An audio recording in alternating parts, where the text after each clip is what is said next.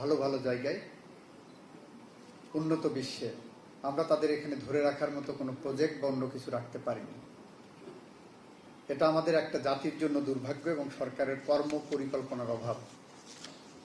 এবারের বাজেটে আপনারা দেখবেন বাংলাদেশ সরকার যে বাজেট পেশ করলেন 11 তারিখে, সেই বাজেটের একটি বড় অংশ, সবচেয়ে বেশি বাজেট দেওয়া হয়েছে শিক্ষা ক্ষেত্রে।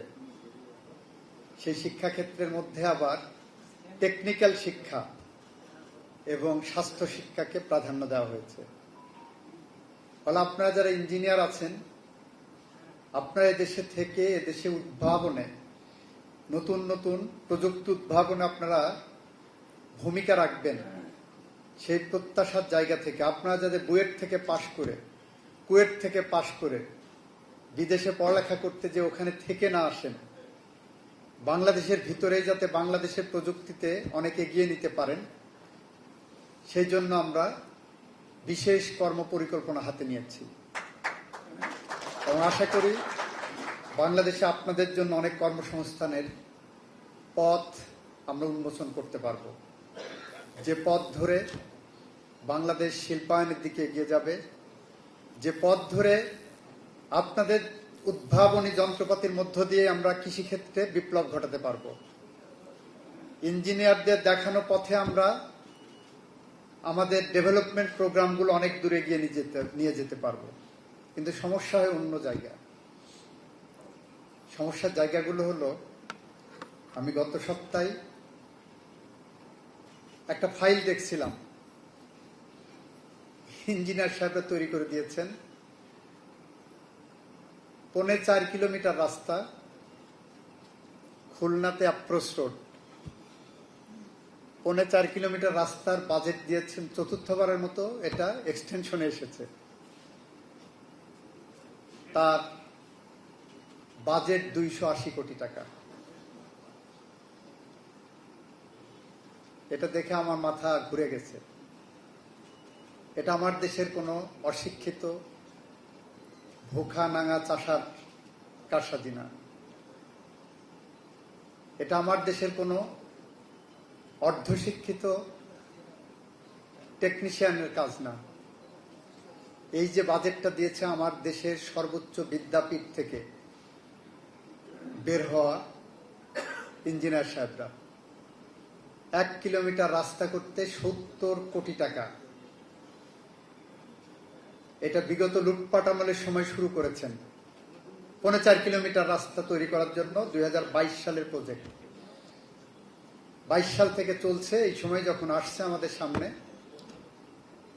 আমরা তখন বিষয়টা দেখে নিশ্চিতভাবে ধরতে পারেন আমাদের মাননীয় প্রধানমন্ত্রী দুর্নীতিকে যেখানে জিরো টলারেন্স আমরা দিয়েছি, সাথে সাথে উনি বিষয়টাকে ধরেছেন। তা আমরা আপনাদের কাছে আমাদের প্রত্যাশা থাকবে, রাস্তার জন্য, বিল্ডিং এর জন্য বরাদ্দ আপনারা কতটা সাশ্রয়ী করা সম্ভব সেটার মধ্যে আমাদেরকে রাখেন। কারণ এই টাকা জনগণের টাকা, এই টাকা একজন শ্রমিকের টাকা, একজন রিক্সা চালকের টাকা, একজন মজুরির টাকা, একজন ভ্যান চালকের টাকা, একজন দিনমজুর ভিক্ষুকের টাকাও থাকে। কারণ ভিক্ষুকদের কাছে এখন টেলিফোন থাকে, মোবাইল থাকে। সেই ভিক্ষুক যখন এক মাসে 100 টাকা মোবাইলে কথা বলে খরচ করেন, ওই 100 টাকা থেকে 60 থেকে 70 টাকা জমা হয় রাষ্ট্রীয় কোষাগারে। কারণ ওই মোবাইল কোম্পানি টাকাটা নেয় ভিক্ষুকের কাছ থেকে, ওখান থেকে ভ্যাট, ট্যাক্স, সাপ্লিমেন্টারি ডিউটি সহ বিভিন্ন খাতে ওই 100 টাকার থেকে 60 থেকে 70 টাকা জমা হয় রাষ্ট্রীয় কোষাগারে। ফলে একজন ভিক্ষুকের টাকার থেকে আমার প্রজেক্ট বানিয়ে এত টাকা, একটা প্রজেক্ট বানাতে হবে যেখানে 1 কিলোমিটার রাস্তা তৈরি করতে 70 কোটি টাকা লাগবে। বাংলাদেশে তো এরকম কোনো রাস্তা নাই করার জায়গা। এই জায়গাগুলো আমাদেরকে খুব চিন্তায় ফেলে দেয়। তারপরেও বাংলাদেশের প্রকৌশলীরা প্রতিনিয়ত আমাদেরকে নিত্য নতুন জায়গায় নিয়ে যাওয়ার চেষ্টা করছেন। আমাদের দেশে এক সময় বিল্ডিং হতো, হয়তো ভূমিকম্প সহিষ্ণুতার বিষয় চেক করা হতো না, এখন সেই জায়গাটা তৈরি করা হচ্ছে। আমাদের ইঞ্জিনিয়ার সাহেবরা আমাদের পথ দেখিয়েছেন যে 6 তলার উপরে বাড়ি করতে গেলে কি কি প্রোটেক্টিভ মেজার নিতে হবে। আমাদের ইঞ্জিনিয়ার সাহেবরা আমাদেরকে পথ দেখাচ্ছেন যে একটা বিল্ডিং এ শুধুমাত্র ঘরদোর থাকলে হবে না, সেখানে আলো বাতাস ঢোকার জন্য যথেষ্ট পরিবেশ থাকতে হবে। যে কারণে আপনি দেখবেন আজ থেকে 50 বছর আগের ভবন এবং আজকের ভবন, এটার মধ্যে আকাশ পাতাল পার্থক্য তৈরি হচ্ছে। এটা আধুনিকতা, প্রগতিশীলতা বলে আমরা মনে করছি। চাকরির বাজারে আপনাদের মধ্য থেকে দেখবেন, আমরা দেখছি ডাক্তার এবং ইঞ্জিনিয়ার বুয়েটের থেকে বিশেষ করে অনেক বেশি বিসিএস এ বিভিন্ন ক্যাডারে তারা ধাবিত হচ্ছেন। অ্যাডমিন ক্যাডারে, পুলিশ ক্যাডারে, ফরেন ক্যাডারে, এসব জায়গায় ডাক্তার ইঞ্জিনিয়ার বুয়েট থেকে, ঢাকা মেডিকেল থেকে পাশ করে বের হয়ে চলে যাচ্ছেন। পড়ালেখা করলেন এক ডাইরেকশনে, কিন্তু ভবিষ্যতে আপনার ডাইরেকশন পরিবর্তন করে আপনি অন্য জায়গায় যখন চলে যাচ্ছেন, নিশ্চিতভাবে এটা আপনার চয়েস, কিন্তু এটা রাষ্ট্রের ক্ষতির একটা কারণ। রাষ্ট্র একজন ইঞ্জিনিয়ার তৈরি করতে, একজন ইঞ্জিনিয়ার স্টুডেন্টকে বের করার জন্য যে পরিমাণ সাপোর্ট দেয়,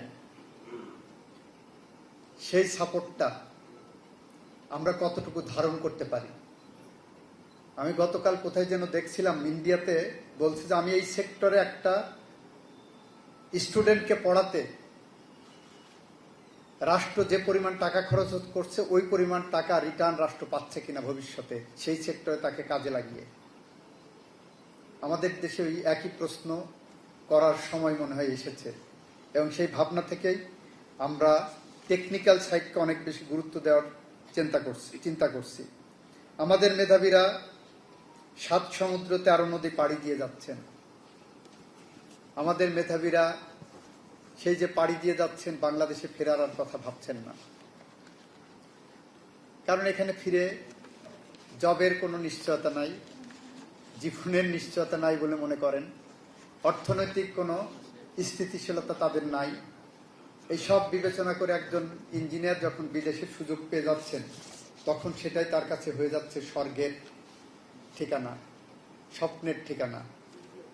আমরা এই অবস্থার পরিবর্তন করে বাংলাদেশকেই আমাদের আগামী প্রজন্মের জন্য স্বপ্নের এবং স্বর্গের ঠিকানা হিসাবে তৈরি করতে পারি কিনা সেটা আমরা ভাবছি। আর এই পথ চলাতে, এরকম একটি স্বপ্নের বাংলাদেশ গড়তে আমরা যে নিরলসভাবে কাজ করে যাচ্ছি, সেই স্বপ্নের পথে আপনাদেরকে আমরা আমাদের স্বপ্নের সারথি হিসাবে চেয়েছি। আমাদেরকে সহযোগিতা করেন, আমাদের পাশে থাকেন। আমরা আপনাদের একটি স্বপ্নের ভিত্তি স্থাপন করে দিয়ে যেতে চাই, সো দ্যাট আগামী প্রজন্ম, বাংলাদেশের যে মানব সম্পদ, এই মানব সম্পদই বিশ্বের কাছে একটি অনন্য সম্পদ হিসাবে উপস্থাপিত হয়। এই কথা রেখে এই অনুষ্ঠানের, এই ধরনের প্রোগ্রামের যারা আয়োজন করেছেন তাদেরকে বিশেষভাবে ধন্যবাদ জানিয়ে এই ধরনের প্রোগ্রাম নতুন প্রজন্মকে এনকারেজ করবে। এই যে 4 জন 50,000 টাকা যারা পেলেন, এখন যদি 4 জন শেরাটনে খেতে যান, 50,000 টাকা এক ডিনারে চলে যাবে। এইটা বড় কথা না, money is not the issue. তার যে উদ্ভাবনী শক্তিকে প্রেরণা দিলেন, তার উদ্ভাবনী কার্যক্রমকে আপনারা যে ফোকাস করার জায়গায় আনলেন, এটা তাকে প্রেরণা দেবে, এটা তাকে অনুপ্রেরণা যোগাবে, অনুঘটক হিসাবে কাজ করবে এই বাংলাদেশের সমৃদ্ধির পথে এক একটি সোপান রচনা করার জন্য। এই কথা বলে আমি আমার কথা শেষ করছি। খোদা হাফেজ, বাংলাদেশ জিন্দাবাদ, সবাইকে ধন্যবাদ।